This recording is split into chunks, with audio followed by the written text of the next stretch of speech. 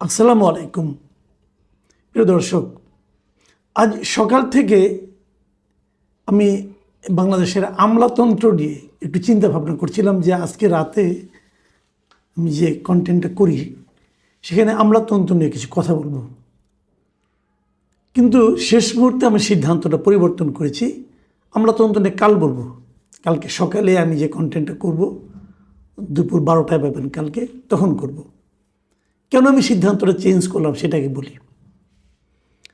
আমি এখানে বসার আগে, রেকর্ডিংয়ে বসার আগ মুহূর্তে আমি একটু পত্রিকাগুলো দেখছিলাম এবং বিশ্বাস করেন একটা পত্রিকার একটা নিউজ পড়ে, মিডিয়ার একটা নিউজ পড়ে অনলাইনে আমি আসলে স্থির থাকতে পারিনি।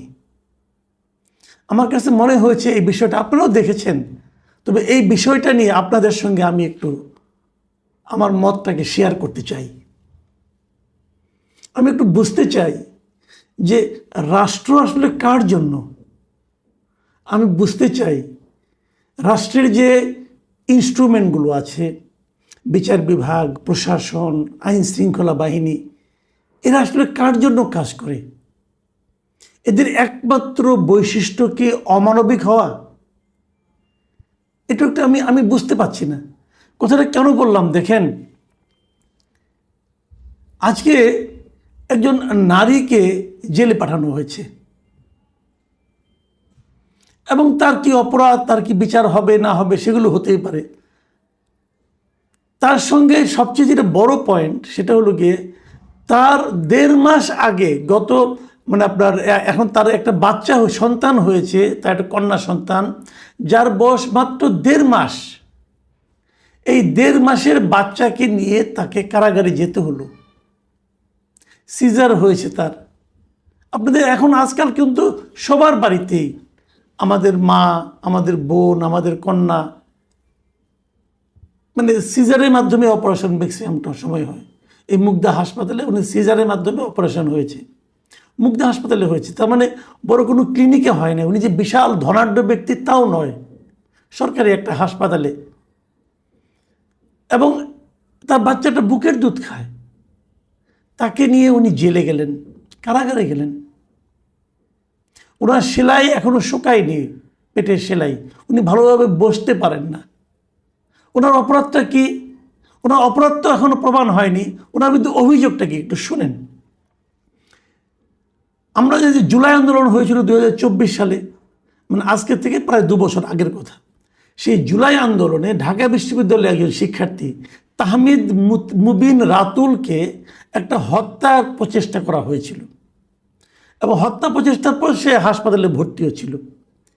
এই হত্যা প্রচেষ্টার মামলায় এই যুব মহিলা লীগের কর্মী ছিলেন এই শিল্পী বেগম, এই যে 1.5 মাস বয়সী কন্যা সন্তানের মা শিল্পী বেগম।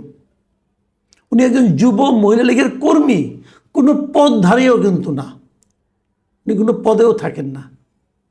এই কর্মীকে সেই মামলায় গ্রেপ্তার করা হয়েছে গত সোমবার, আজকে মঙ্গলবার, গতকালকে ওনাকে গ্রেপ্তার করা হয়েছে। দেখেন 2024 সালের জুলাই মাসের ঘটনা, এবং ওখানে ওনার বিরুদ্ধে অভিযোগটা কি? এই রাতুলকে যে গুলিবদ্ধ করা হয়েছে, তাকে ঢাকা মেডিকেলে ভর্তি করা হয়েছে, সেখানে নাকি ছাত্রলীগের অনেক কর্মীরা তাকে আক্রমণ করছে, এগুলো একটা ঘটনা। তার কয়েকদিন পরে জুলাই মাসের 16 তারিখের ঘটনা, ওটা যেখানে নাকি রাতুল আহত হয়েছিল, গুলিবিদ্ধ হয়েছিল। তার 1 সপ্তাহ পরে 23শে জুলাই রাতুলের যে বাড়ি আছে তেজগাঁওয়ের বাড়ি, সেখানে যে প্রায় 100 শতাধিক ছাত্রলীগের নেতাকর্মীরা যে রাতুলদের বাড়ি নাকি আসবাবপত্র ভাঙচুর করছে, ইলেকট্রনিক জিনিস ভাঙচুর করছে, কিছু জিনিসপত্র নিয়ে চুরি করে নিয়ে গেছে, এতে নাকি তাদের 5 লাখ টাকার ক্ষতি হয়েছে, এরকম কিছুটা হয়েছে।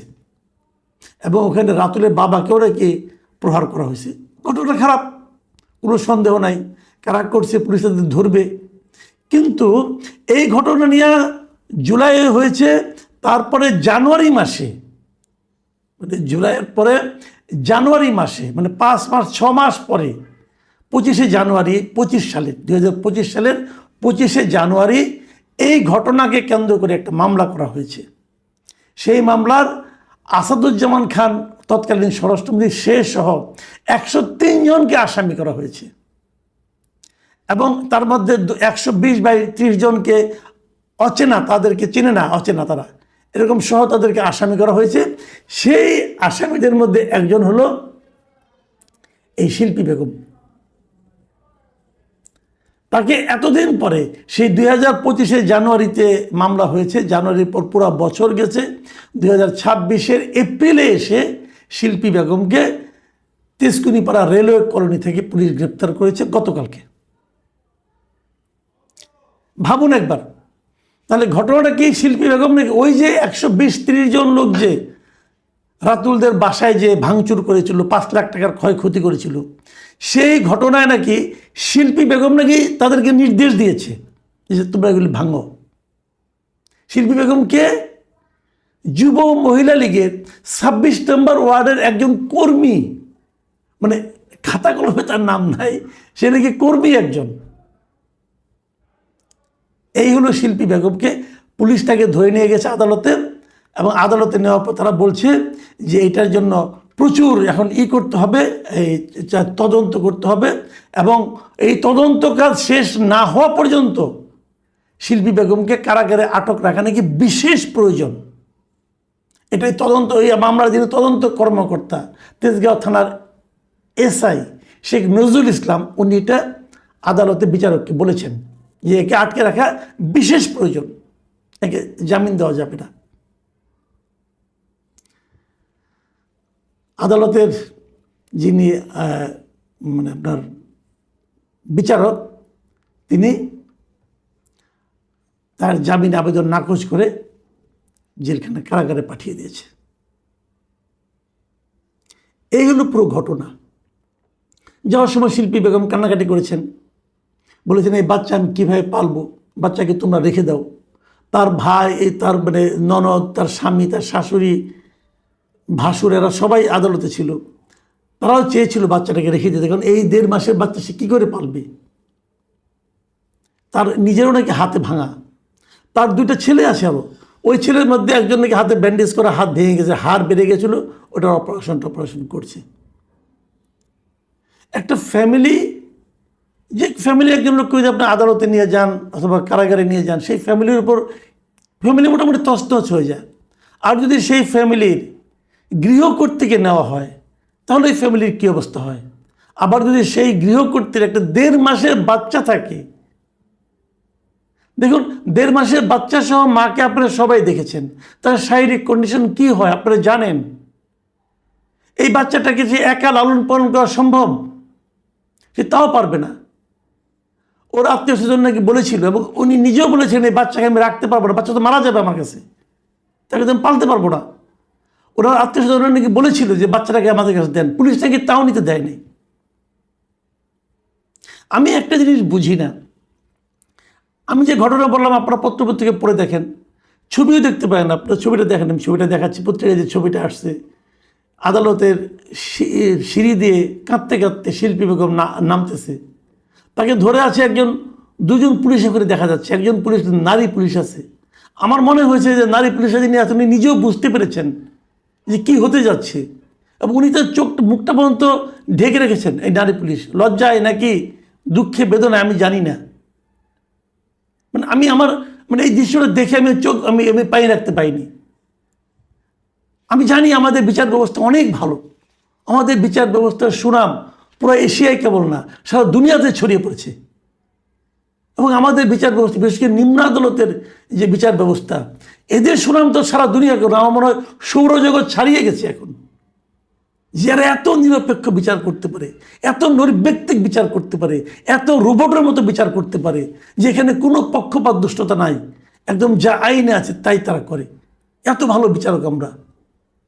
এদের কাছ থেকে আসলে মানবিকতা আশা করাও তো অন্যায়। মানবিকতা, তারা তো মানবিক নয়, তারা তো আইনের খাতা দেখে, কাগজ দেখে। কিন্তু যতটুকু আমি কয়েকজন আইনজীবীর সঙ্গে আলাপ করেছি ভাই, যে এটা যে মামলা, এই মামলায় জামিন পাওয়াটা তো একজন নাগরিকের জন্য নাগরিকের অধিকার, একদম অধিকারের পর্যায়ে পড়ে।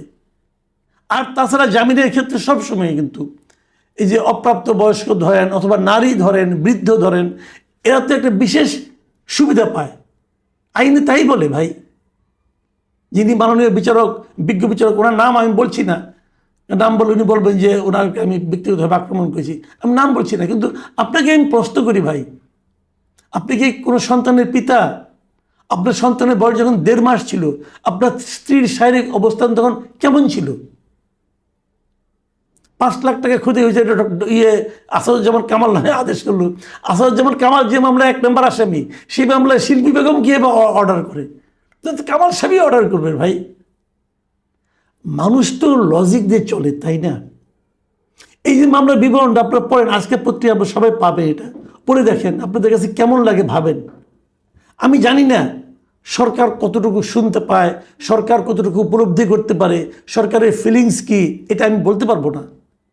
কিন্তু এই দৃশ্য দেখে এখন একটা গণতান্ত্রিক সরকার আছে, এই সরকার আমলে যদি এভাবে বিচার বিভাগ চলে, বিচার বিভাগ স্বাধীন হওয়ার কথা বলা হচ্ছে, আমিও চাই বিচার বিভাগ স্বাধীন হোক, কিন্তু এই মামলাটা যে একটা রাজনৈতিক মামলা, এটা তো বোঝাই যাচ্ছে। তো আমি জানি না এটা কী হবে। তো আমি সবাইকে কেবল সবার গোচরে জিনিসটা সবার নজরে তোলার জন্য আমি আলোচনাটুকু করলাম, বাকি আপনাদের বিবেচনা।